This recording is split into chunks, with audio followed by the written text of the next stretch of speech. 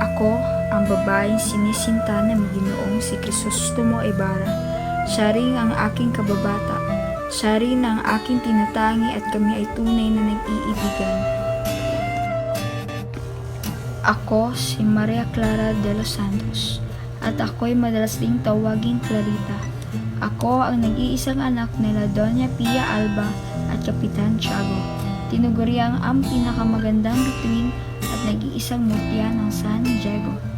Ako ay may katangiang mahinhin, maganda, masunurin at mapagmahal at kilala bilang may kalinisang puri.